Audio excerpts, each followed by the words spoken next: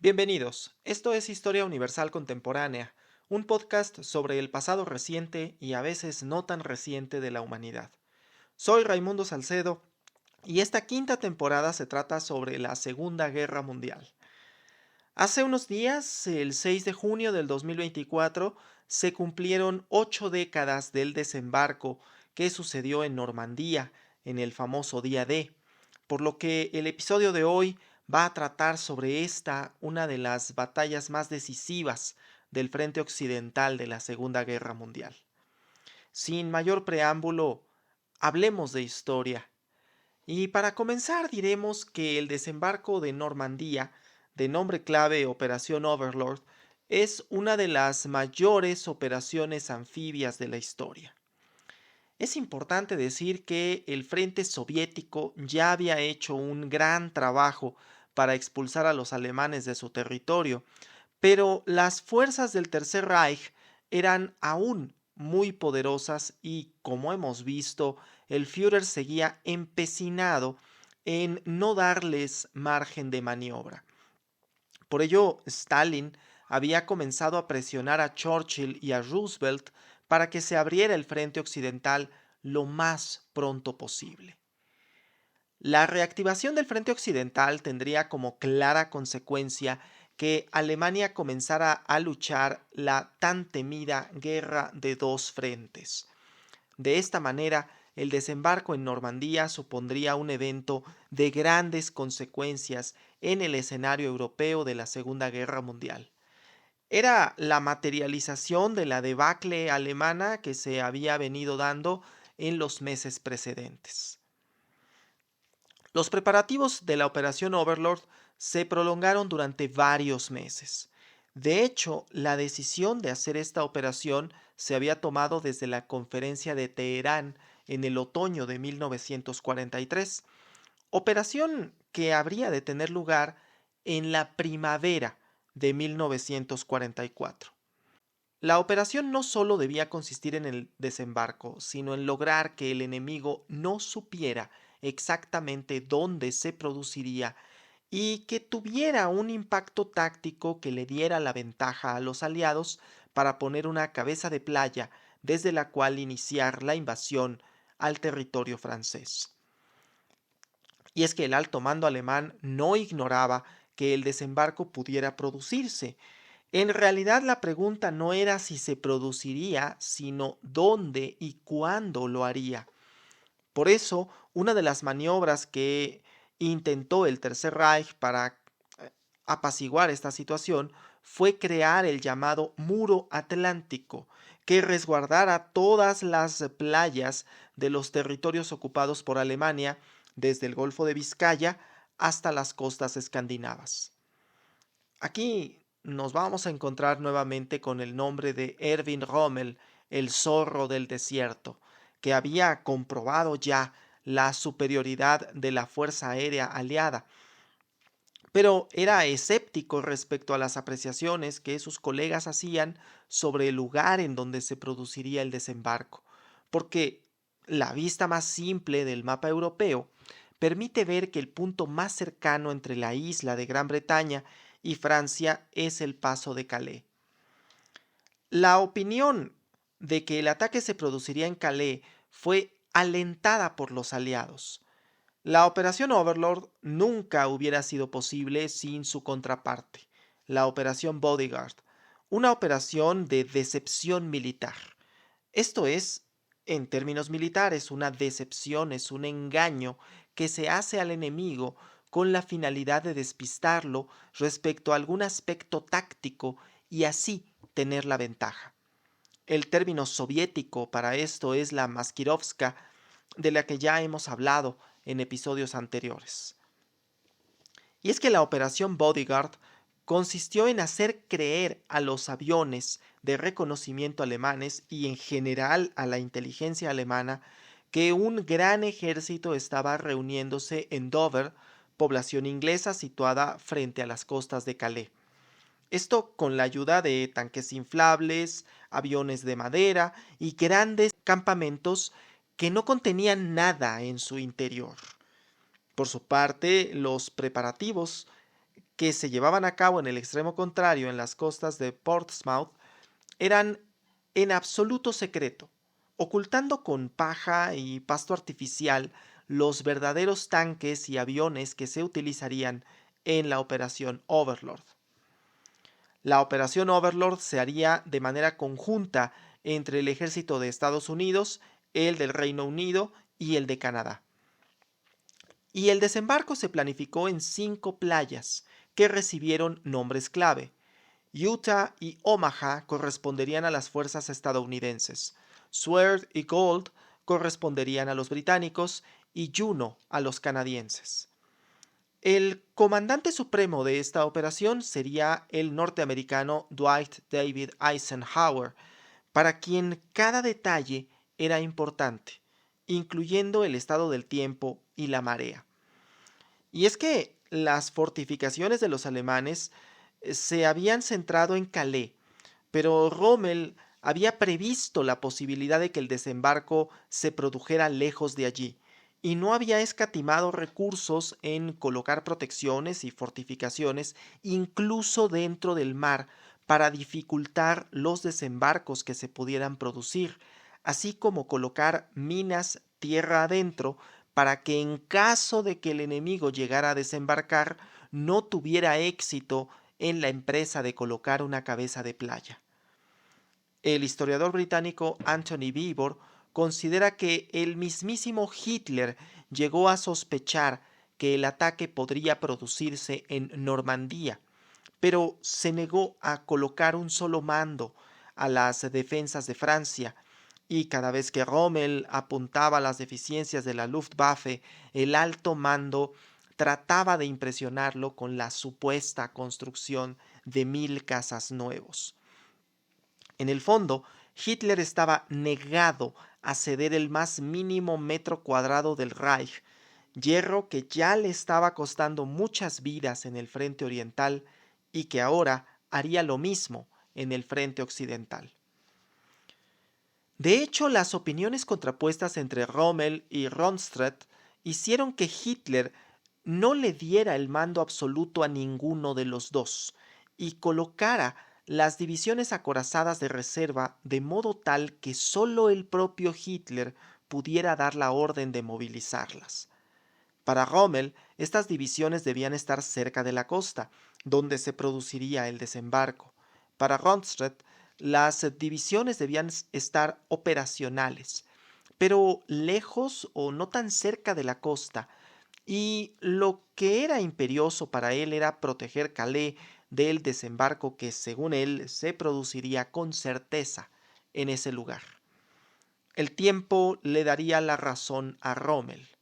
Las divisiones acorazadas estaban dispersas en la costa norte francesa y solo una de ellas estaba disponible en Normandía en la madrugada del 6 de junio. Durante los meses previos al día D, las fuerzas aéreas aliadas hicieron recorridos de bombardeo diariamente sobre toda la costa norte de Francia. El objetivo era continuar con el engaño que venía generándose al Tercer Reich. Winston Churchill cuenta que se hicieron más reconocimientos en las zonas en las que no se produciría el desembarco que en las que efectivamente se produjo. El objetivo de estos bombardeos era doble.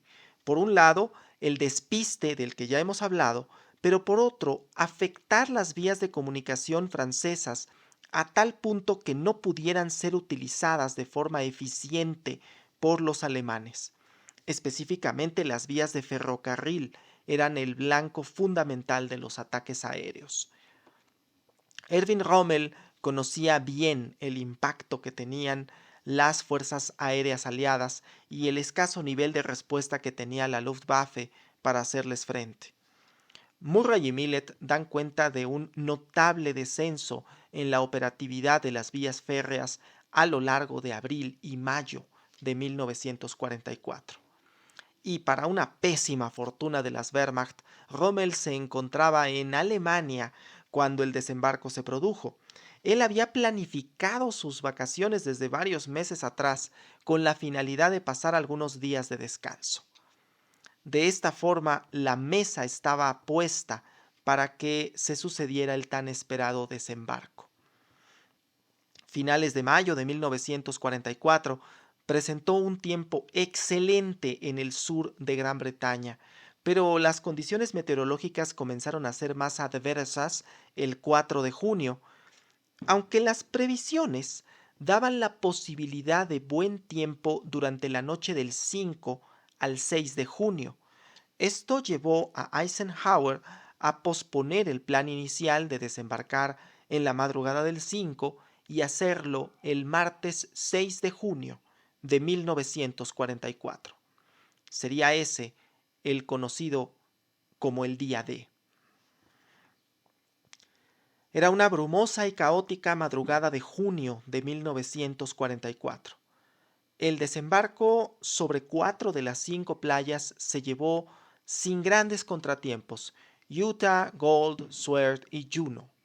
Pero en la playa Omaha las cosas fueron diferentes. Omaha representaba un punto clave, porque se encontraba justo entre la playa Utah, la más occidental, y las playas que serían ocupadas por los británicos y los canadienses. De esta forma serviría como el puente para que las tropas norteamericanas se enlazaran con el resto de las tropas aliadas. De ahí su importancia estratégica. Más de 43,000 soldados estadounidenses de la Primera División de Infantería, complementados con tropas de la 29ª División, se encaminaban hacia la costa norte de Francia, con la marea baja y el violento oleaje del Canal de la Mancha, mientras la madrugada avanzaba a paso lento. Una madrugada llena de la característica bruma de junio. Estaban, como diría el título de una famosa fotografía de Robert Sargent, en las fauces de la muerte. Esta foto es la que sirve de portada y fondo para este episodio del podcast. De las 9 compañías que debían desembarcar, solo una lo hizo en el lugar en donde estaba planificado. Sería solo una de las muchas cosas que no saldrían conforme a lo planeado aquella madrugada. Tan luego como comenzaron los desembarcos, el ataque alemán comenzó. Lo hizo en todas las playas que fueron invadidas ese día, pero en Omaha la resistencia alemana fue especialmente férrea. Los soldados tuvieron que desembarcar lejos de la costa, en varios casos a cientos de metros del lugar que fue planificado originalmente, y tuvieron que abrirse paso entre las balas que provenían de las fortalezas alemanas, entre las violentas olas del Canal de la Mancha y entre los cadáveres de sus compañeros que no lograban llegar a la costa. En el mejor de los casos, de las compañías que desembarcaron en la primera oleada, solo la mitad de sus miembros llegaron a la costa. En otros casos, esas compañías dejaron de existir como tales. La primera oleada desembarcó cerca de las 6:30 de aquella mañana. La segunda lo haría 30 minutos después. La segunda oleada tenía como finalidad proveer refuerzos a las compañías que hubieran alcanzado la playa. El plan estaba bien diseñado, pero como muchas cosas, no saldría conforme fue planeado. La segunda oleada produjo cierto alivio entre los soldados de la primera, ya que el fuego defensivo alemán se repartió entre las compañías más numerosas que estaban desembarcando, pero al mismo tiempo comenzaron contratiempos al colisionar los vehículos de desembarco con las trampas que Rommel había ideado colocar en la playa. Algunos desembarcos se tuvieron que hacer nuevamente muy lejos del sitio que originalmente estaba planificado. La infantería corría el riesgo de dispersarse en una playa tan extensa y el fuego defensivo alemán hasta ese momento no había sido tocado ni en un ápice. Las primeras noticias enviadas a Berlín fueron que el ataque en Omaha había sido repelido exitosamente en la playa. Los aliados también tuvieron esa información en las primeras horas después del desembarco. Para las 10:41 de aquella mañana, las cosas comenzaron a pintar mejor. Sin embargo, el desembarco de materiales y suministros era muy discrepante con las necesidades militares del momento. De acuerdo con Anthony Beevor, Lo que se necesitaba hasta que la playa quedara completamente asegurada era el desembarco de infantería, tanques y bulldozers blindados. El general de brigada Norman Cota se lanzó tierra adentro con su Colt 45 y un grupo de fusileros para penetrar las líneas alemanas.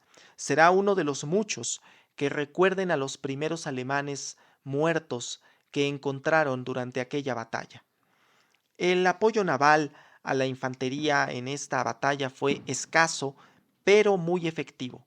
Para el mediodía, las defensas alemanas estaban quedándose ya sin munición, y de esta forma las escasas 600 tropas norteamericanas que habían alcanzado el terreno superior del acantilado comenzaron a cumplir poco a poco los objetivos que se le habían impuesto. Las defensas alemanas del acantilado se vieron obligadas a rendirse debido al asalto de Cota. Lentamente comenzaron a escalar las restantes tropas que iban desembarcando en Omaha, aunque se enfrentaron a campos de minas tanto reales como ficticias en su camino. Para las 12:30 los norteamericanos habían desembarcado a más de 18,000 tropas en Omaha. La atención de los heridos también fue desastrosa. El cuerpo médico de la primera división tuvo que abocarse primero en atender a sus propios heridos antes que hacerlo con los de la división a la que servía. Pero además se enfrentaban a que muchos de los heridos tendrían afectaciones a causa del frío que, en algunos casos, no les permitiría pasar la noche. En otros casos, solo podían tratar heridas superficiales debido a la altísima cantidad de heridos en el campo de batalla y a la brutalidad de sus heridas. Hubo casos en los que el cuerpo médico no podía hacer más que administrar morfina y esperar lo peor.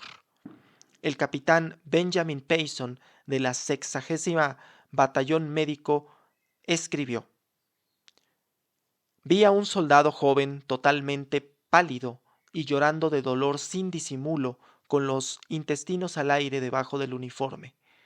No había nada que yo pudiera hacer excepto inyectarle morfina y consolarlo. No tardó en morir. Tan solo en la playa de Omaha se perdieron 3,000 vidas aliadas en el primer día. La cifra total de bajas del día D es de casi 5,000 para los aliados. Esto es, que más de la mitad de las bajas sufridas por los aliados aquel 6 de junio se produjeron en Omaha.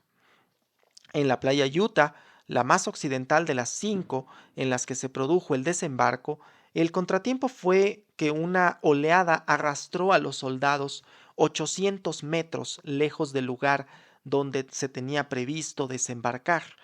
Pero la resistencia alemana que encontró la cuarta división norteamericana fue mínima y sufrieron un total de 197 bajas.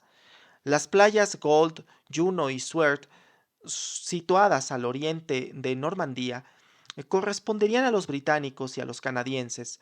En su conjunto reportaron 1,200 bajas, con algunos retrasos que impidieron el desembarco en los puntos que se habían planificado, pero con escasa resistencia por parte de los alemanes.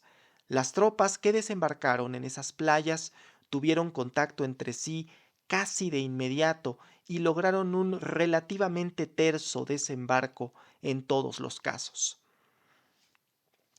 Hablemos ahora de las consecuencias de esta batalla, porque en primer lugar comenzaron una serie de operaciones terrestres en todo el norte de Francia, particularmente en Cherburgo, porque quizás la consecuencia más notable de estos desembarcos fueron las cabezas de playa que, durante lo que restó de junio de 1944, se fueron fortaleciendo para proseguir con la invasión a territorio francés por parte de los aliados.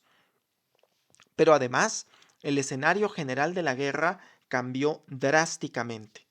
De contarse con un solo frente en Europa tras la invasión de Italia en mayo de 1944 y el desembarco de Normandía en junio, se elevaba a 3 el número de frentes en Europa, lo que supuso un alivio para las abrumadas tropas soviéticas.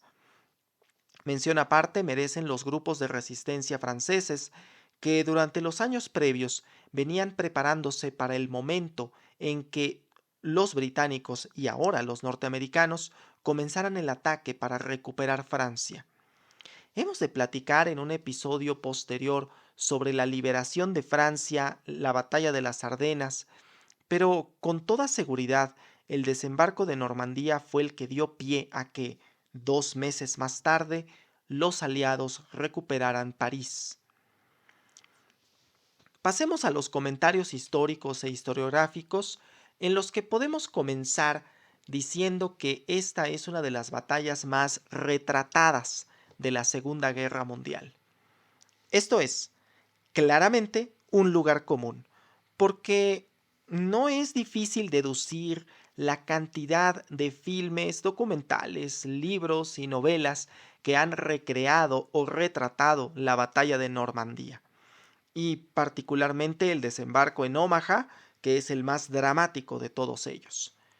Películas como El día más largo, estrenada en 1962, Rescatando al soldado Ryan de Steven Spielberg en 1998, Overlord, título que comparten dos cintas, una británica de 1975 y otra estadounidense de un género más bien de terror del año 2018. Todas estas dan cuenta del interés que el cine, sobre todo el cine estadounidense y británico, ha mostrado por el desembarco de Normandía. En la televisión destaca la miniserie Band of Brothers, lanzada en 2001, y en el campo de los videojuegos, varias versiones de Call of Duty y Medal of Honor tuvieron entre sus escenarios el desembarco de Normandía, así como el videojuego Battlefield 5. Además, existe un sinnúmero de estudios, crónicas y relatos sobre lo sucedido aquella madrugada y las horas posteriores. Anthony Beevor apunta a que las cifras de bajas aliadas fueron de hecho menores a las que proyectaron los altos mandos en la planificación de Overlord, pero fue la conmoción por la primera oleada la que explica en parte el uso mediático que se ha dado a esa batalla en los medios audiovisuales y el interés que ha generado en los productores y directores de cine y televisión, porque la conmoción por la primera oleada de Omaha fue francamente tremenda. Por su parte, es que a diferencia del caso soviético, para los estadounidenses y británicos era mucho más cercano, más tangible el número de muertos y heridos en esta batalla, y de esta manera podemos explicar cómo es que de este lado del mundo contamos con tantas y tan memorables producciones sobre este desembarco, la cantidad de documentales con que se cuenta y la presencia de esta batalla en la memoria colectiva. La batalla de Normandía presenta, además, la oportunidad de observar cómo los errores del alto mando alemán que venía cometiendo en el frente oriental comenzaron a materializarse también en el frente occidental, de suerte que Hitler continuaba negándose a ceder territorio a cambio de tener una defensa más adecuada, lo que devendrá en un desastre militar colosal en los meses venideros. Será en parte por eso que en julio de ese año se producirá el famoso atentado contra Hitler y el otoño de 1944 comenzará a ser catastrófico para el Tercer Reich. Pero eso lo veremos en el próximo episodio del podcast Historia Universal Contemporánea. Y bien, esto ha sido todo por ahora. Suscríbete a mi canal de YouTube, deja un me gusta al video y déjame algún comentario con tu opinión sobre este episodio. También puedes responder en la pregunta que se encuentra en Spotify, ponernos también una calificación en Spotify. Recuerda seguir el contenido del podcast Conciencia Histórica, que también se encuentra disponible en todas las plataformas. Y puedes considerar hacer alguna donación a través del enlace de PayPal que se encuentra disponible en la descripción de este episodio. Muchas gracias y hasta la próxima. Este episodio fue escrito, producido y narrado por Raimundo Manuel Salcedo Flores. La bibliografía consultada por estricto orden alfabético del apellido del autor es Anthony Beevor, El día de, La batalla de Normandía. Winston Churchill, La Segunda Guerra Mundial. Williamson Murray y Alan Millet, La guerra que había que ganar.